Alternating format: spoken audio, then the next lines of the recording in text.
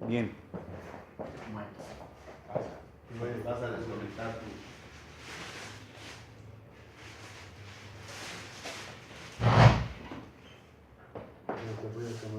Sí, también. Sí, La transición pactada. Bien, buenos días. El tema de la propuesta de gobierno parlamentario, esta propuesta es el resultado de unos apuntes que pude tomar en una conferencia de Porfirio Muñoz Ledo. Recordarán que hace como 20 años pues estaba el movimiento de la corriente democrática en el PRI con Cuauhtémoc Cárdenas y Porfirio Muñoz Ledo.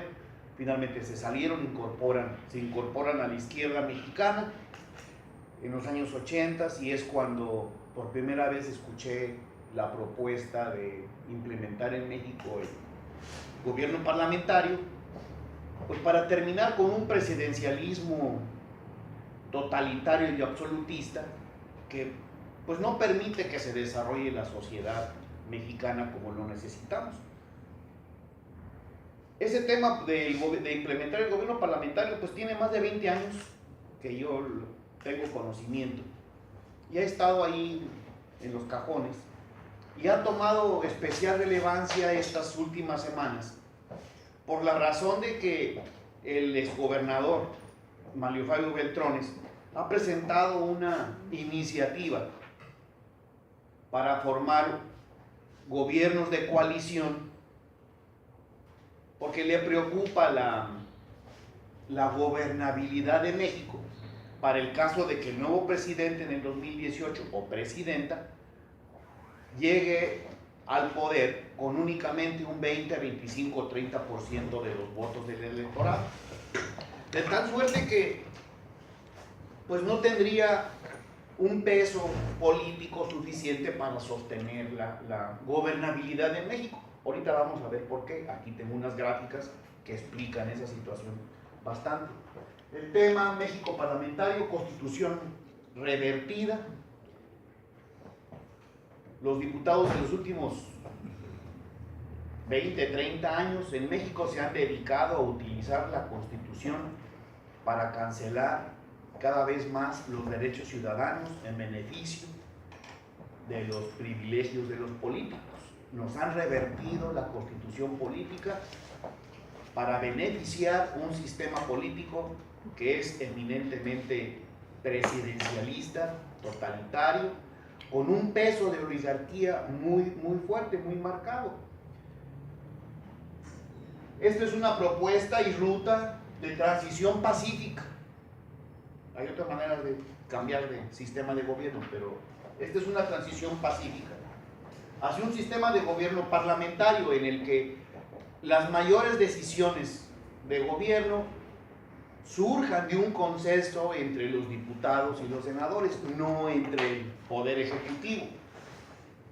Para restablecer el Estado de Derecho, fortalecer la república, tiene sus condiciones políticas ser república o no, ahorita vamos a ver. Terminar con la oligarquía, porque el presidente no se manda solo. Hay una oligarquía de un grupo de personas con poder que son los que forman parte de ese grupo político que domina el poder ejecutivo.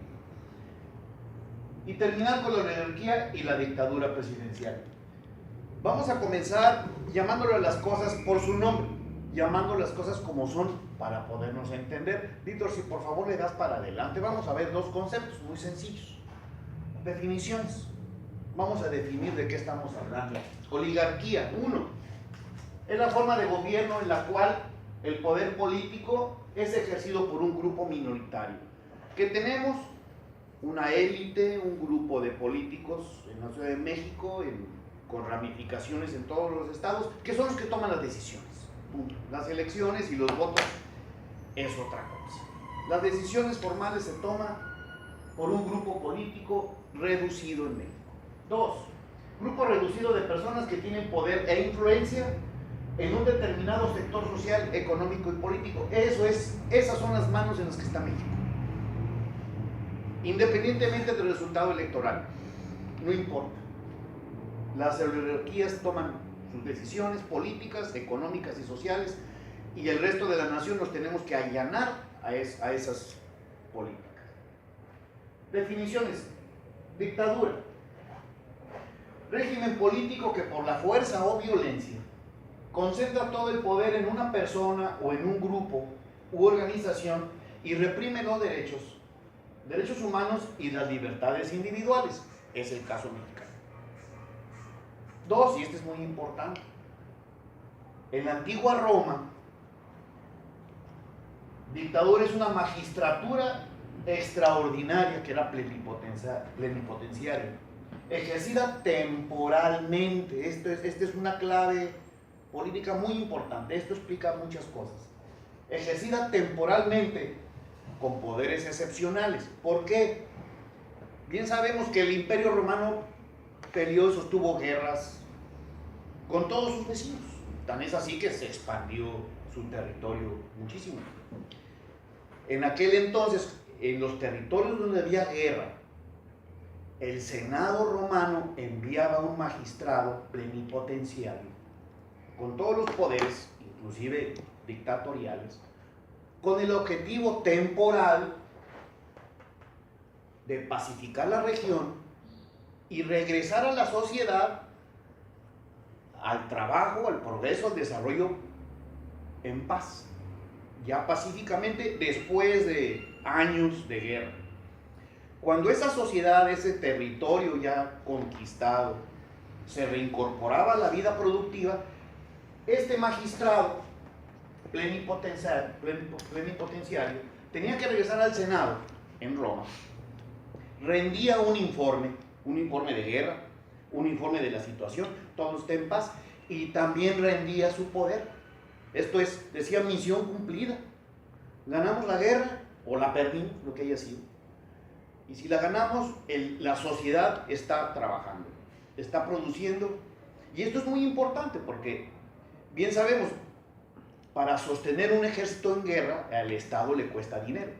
Pero al revés, cuando la sociedad está organizada y hay productividad en esa región, pues bueno, el gobierno capta impuestos. Entonces el objetivo de un magistrado dictador plenipotenciario pues es terminar la guerra, pacificar al pueblo y reincorporarnos a la vida productiva. Entonces el Imperio Romano utilizó con mucha frecuencia la figura del dictador en sus territorios en diferentes tiempos históricos, pero lo utilizó temporalmente.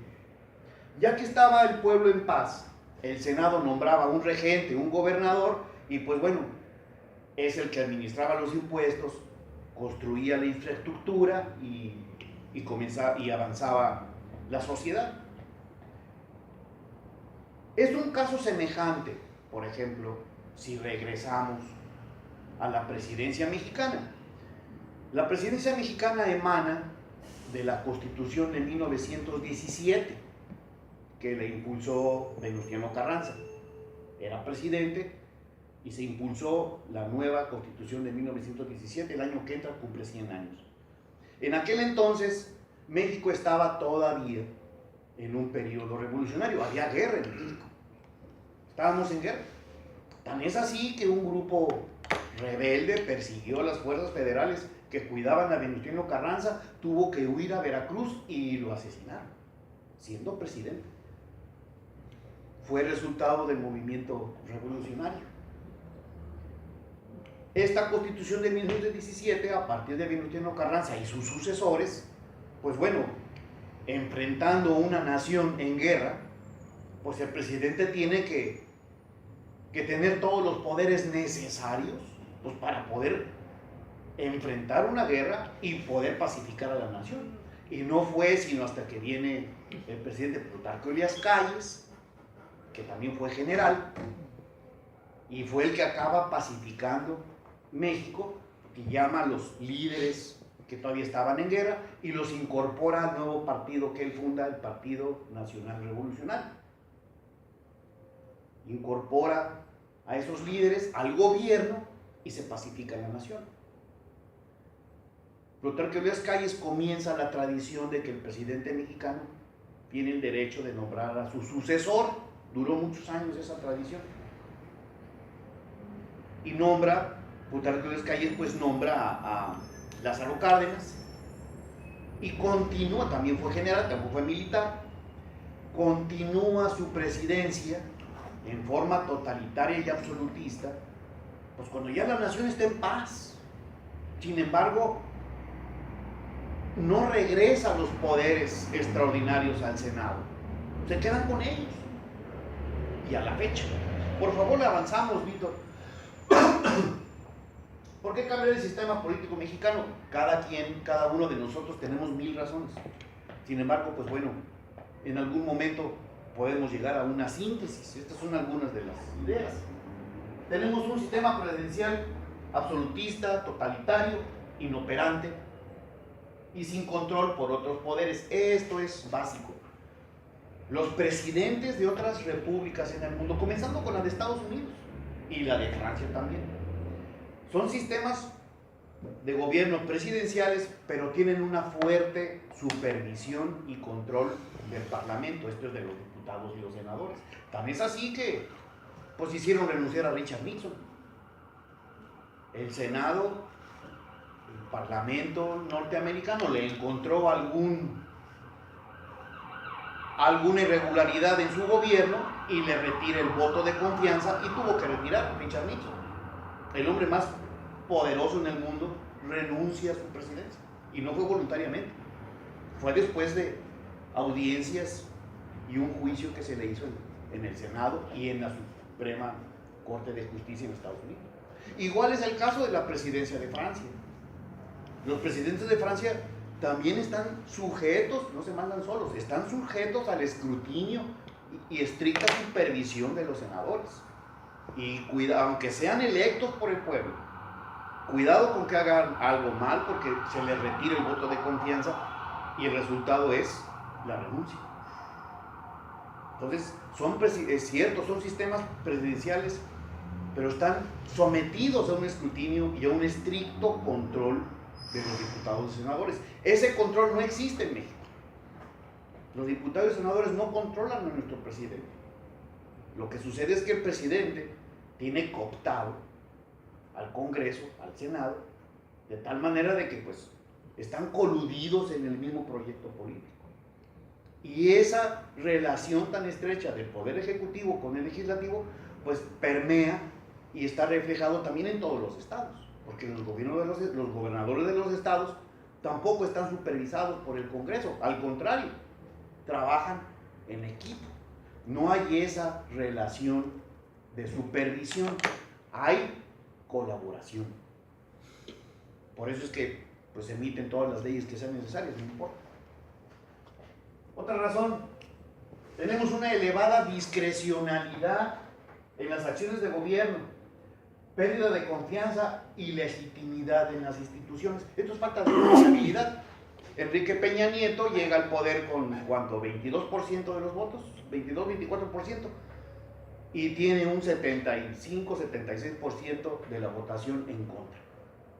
Esto es muy difícil aspirar al favor del pueblo, a su aceptación, cuando llega a la presidencia con un 22-24% de la votación, es mínimo.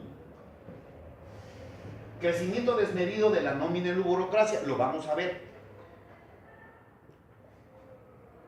Esta presentación incluye 20 páginas, que lo vamos a ver a vuelo de pájaro, de todas las secretarías y las dependencias paraestatales que controla el Poder Ejecutivo, entonces el presidente de la República. Es un ejército de miles de personas que forman la burocracia federal en todo el país. Tiene muchos años, más de 20, 30 años para acá, que ya no le alcanza al Poder Ejecutivo el presupuesto que tiene para sostener esa burocracia. Y lo que ha hecho es endeudar a la nación. Que llega, le asignan el presupuesto del año, se lo acaban porque no les alcanza, y pues tan fácil como pedir prestado. Y el Congreso mexicano pues les autoriza sus préstamos. Este año, 2016, la deuda del gobierno federal mexicano llegó al 55% del Producto Interno Bruto de la nación. Es el más alto en la historia de México. ¿Cómo lo vamos a pagar? ¿Quién sabe? Y es una deuda fincada para los siguientes 30 años. ¿Y dónde está ese dinero que nos prestaron? Está ejercido en el gasto corriente de la burocracia. Lo vamos a ver. Ahí estamos. Gobierno con gasto excesivo, pues es burocracia enorme. Crea déficit presupuestal, que pues no tienen otra cosa más que pedir prestado, y genera una creciente deuda pública. Ya lo vimos. Numerosos actos de corrupción e impunidad, no hay control. Esto es, tanto el presidente de la República como gobernadores de los estados y también los presidentes municipales, cuando reciben su constancia de mayoría electoral del INE después de las elecciones y toman el poder formal de su puesto, pues haz de cuenta que les están escriturando la nación. O sea, ahí está, es tu oficina, es tu presupuesto, es tu gobierno y hazle como puedas. No tienen límites para el gasto. No lo hay. Gastan lo que pueden y más. Y hay impunidad porque pues además no hay quien les diga nada, ¿no? Incapacidad de cumplir las metas de crecimiento. Igual si el presupuesto del gobierno federal, que debería ser para reinvertirlo en obras de infraestructura, equipamiento, en la construcción de mejores ciudades urbanas que nos ayuden al progreso, si en lugar de tener inversión se lo están gastando, pues no tenemos cumplimiento de las metas de crecimiento. Servicios públicos de infraestructura insuficientes, igual, por lo mismo, nunca les alcanza para escuelas, parques y jardines, calles, no la tenemos. Democracia limitada y elecciones compradas, eso pues bueno, es un problema electoral que tenemos en México desde hace muchos años. Por favor, Víctor. Bueno, cada quien tendrá otras razones, ¿no? O sea, aquí vamos a ver exceso de poder del presidente sin ningún control de otros poderes. La presidencia de la República en México acumula principalmente 3 puestos muy importantes que en otras naciones está repartido en otras personas. El presidente de la República, primeramente, es jefe de gobierno como titular del Poder Ejecutivo. Nombra a todos sus secretarios de Estado, directores de instituciones y empresas paraestatales, embajadas y consulados. Es un aparato gigantesco, enorme. También el mismo presidente de la República, en la misma persona, es jefe de Estado. Representa a la nación ante otras naciones. Él es el representante de México. Y también es comandante supremo de las Fuerzas Armadas Federales, Ejército, Armada, Fuerza Aérea y de la Policía Federal. Y tiene una oficina de presidencia, que cada año, cada sexenio está creciendo. Ahorita hay un ejército de personas en su oficina del Palacio del Gobierno y Los Pinos. Esta acumulación de poder sin límites, porque tiene todos los poderes constitucionales, pero si no le alcanzan, también puede jalar los poderes metaconstitucionales, esto es, los poderes que no están en la Constitución, pero que pues los asume porque pues es el presidente, ¿verdad? Y pues dígale algo, no hay problema. Esta acumulación de poderes se replica con los gobernadores de los estados. Esto, el gobernador del estado igualmente acumula el poder de que es jefe de gobierno, representa al estado ante terceros y pues también es el comandante de las fuerzas policíacas del estado. Entonces se manejan como los virreyes, ¿no? Por eso les dicen virrey, ¿no? Son los virreyes del rey. Se replica esa misma acumulación de poder. Igual a nivel municipal. Los presidentes municipales, que son más de 2.400 en el país, pues hacen lo mismo. Regresamos al mapa, Víctor. Esto es interesante. Desde que estamos en la primaria, nos enseñan un mapa que es de nuestro país. Y le ponen aquí que es República Mexicana. Este es el mapa de la República Mexicana. Y desde niños nos enseñan que tenemos un presidente de la República Mexicana. Lo que no nos explica ni en geografía ni en civismo es que para que una nación se denomine república, debe de cumplir con un mínimo de condiciones políticas y sociales en el equilibrio del poder para denominarse república. Si no hay ese equilibrio fundamental, puede ser otra cosa esa nación. Puede ser dictadura, puede ser un emirato, puede ser un shogunato, puede ser una monarquía, puede ser lo que ustedes quieran, pero no es república. Nos falta el cumplimiento estricto que ya de esos principios políticos que ya fueron diseñados desde hace más de 2000 años por los antiguos griegos y también los antiguos romanos. No es nuevo esto, no es el café con leche, no lo estamos inventando. La república existe en Europa desde hace más de 1000 años antes de Cristo. O sea, es un diseño político muy antiguo. Por favor, avanzamos, Víctor. Aquí tenemos. Le preguntamos a nuestro profesor de civismo y a los abogados también, que por qué somos en México, por qué somos una república. Y nos explican que México es una república porque existe la división de poderes. Tenemos un poder ejecutivo, tenemos un poder legislativo representado por el Congreso y los diputados federales y los senadores, y tenemos un poder judicial, que ahí está la Suprema Corte de Justicia de la Nación.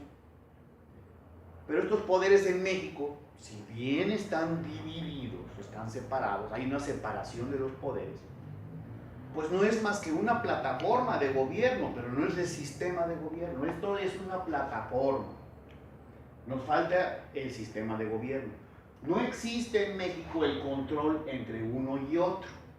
Esto es, el poder legislativo no supervisa al ejecutivo, ni el poder judicial tampoco lo supervisa, están separados completamente. Eso rompe los principios fundamentales de cualquier república, inclusive la mexicana.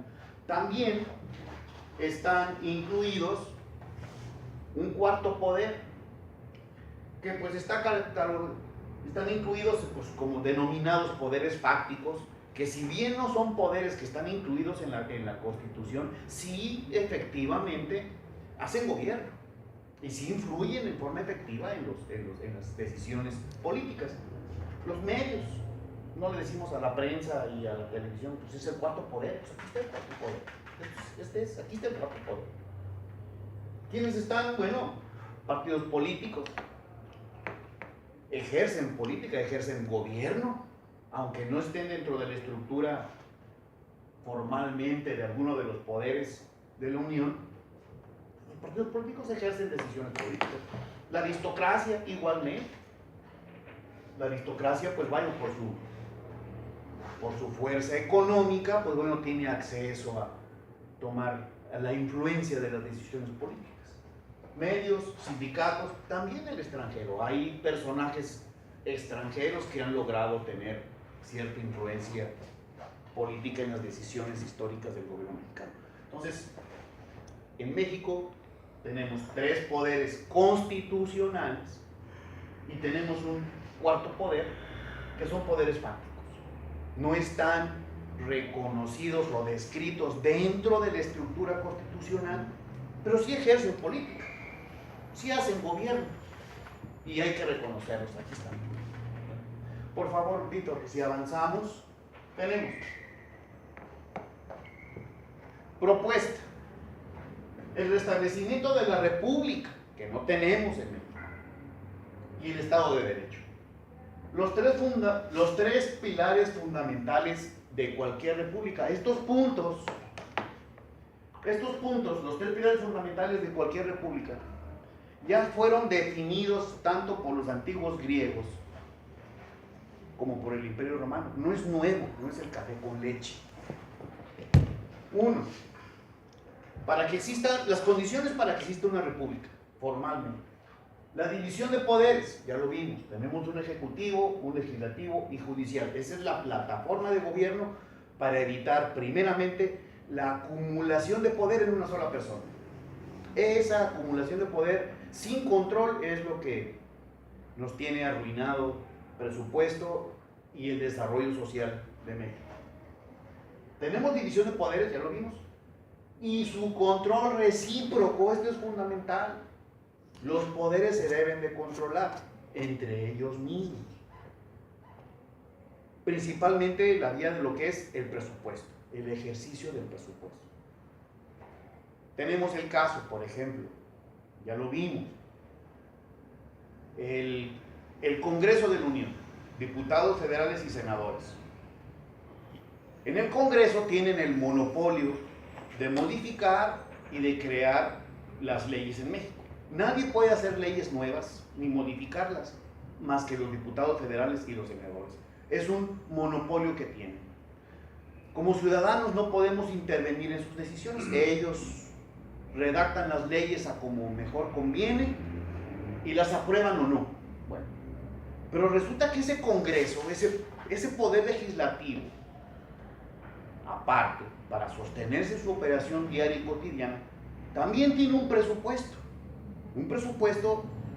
multimillonario cuyo origen es el erario público. Y sin embargo, a la fecha en México no hay ningún poder que les fiscalice o les revise la manera como ellos se gastan su dinero. El dinero asignado a ese poder. Tan es así que hemos leído últimamente este mes, principalmente, las millonarias bonificaciones que se dan los diputados federales y senadores a sí mismos. Se dan ¿qué? Bonos, aguinaldos, ¿qué más se dieron? Que suman 400, 500 mil pesos cada uno de los 500. ¿Y quién les dice algo? ¿Dónde hay un poder que les diga, espérate, hay una ley de percepciones de los funcionarios públicos que dice que los funcionarios podemos recibir un monto máximo de tanto? Y aquí está la ley, no es invento, está la ley, cumple la ley, cúmplela. No hay quien les diga eso, porque no están establecidos los mecanismos de control.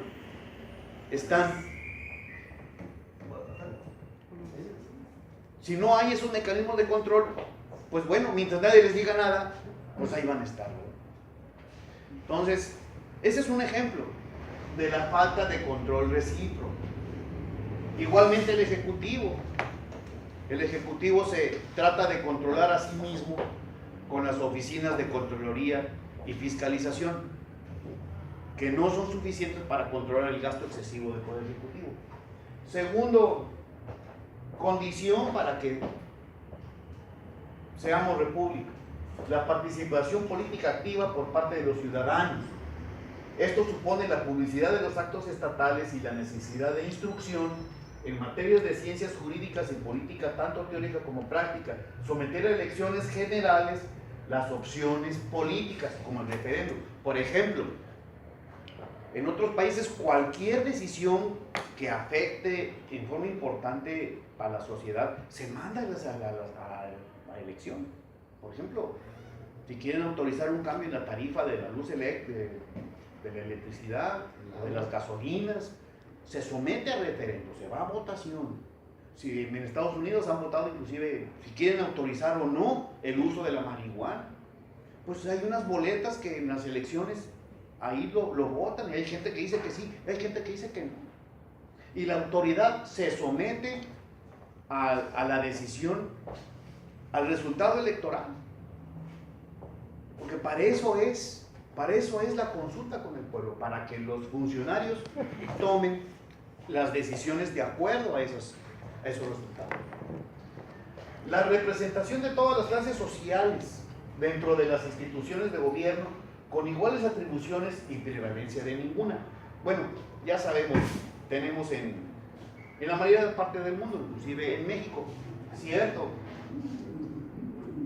hay clases sociales menos representadas que otras en México. En México prevalece mucho la aristocracia, que no está mal. La aristocracia, pues bueno, como propietarios de medios de producción y dueños de parte de la economía, pues tienen influencia importante en el gobierno, que no está mal que la tengan. El problema es la falta de control. Eso sí es lo que nos afecta, no en sí que estén en el gobierno o no la aristocracia. Lo que nos afecta es que no tienen control, ese es el problema. Si avanzamos, por favor, Víctor. Vamos a ver, las siguientes son 20 páginas. Únicamente para mostrarles el abultamiento del Poder Ejecutivo Federal en México. Es un ejército de miles y miles de personas que forman la estructura del gobierno federal en la nación.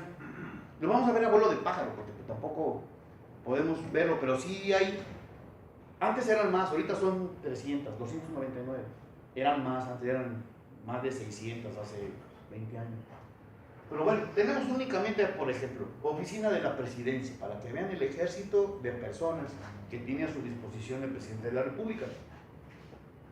Tenemos jefe de la oficina, secretario particular, coordinador general de comunicación social y vocero del gobierno de la República. Tenemos un coordinador general de política y gobierno, coordinador de asesores, coordinador de opinión pública, coordinador de estrategia digital nacional, coordinador de marca país y medios internacionales. Tenemos un secretario técnico de gabinete, coordinador de enlace institucional, coordinador de ciencia, tecnología e innovación. Tenemos un secretario técnico del Consejo Nacional de Seguridad. Cada una de estas oficinas, de estas dependencias, cada una tiene sus subdirecciones y subdirecciones. Cada una de estas son cientos de personas que trabajan aquí. Cientos de personas, muchas, muchísimas. Y cada sexenio, para arriba, para arriba, más y más. Esta es únicamente la oficina de la presidencia. El presidente de la República, si se fijan, hay un peso muy grande en cuanto a información. Esa oficina maneja muchísima información.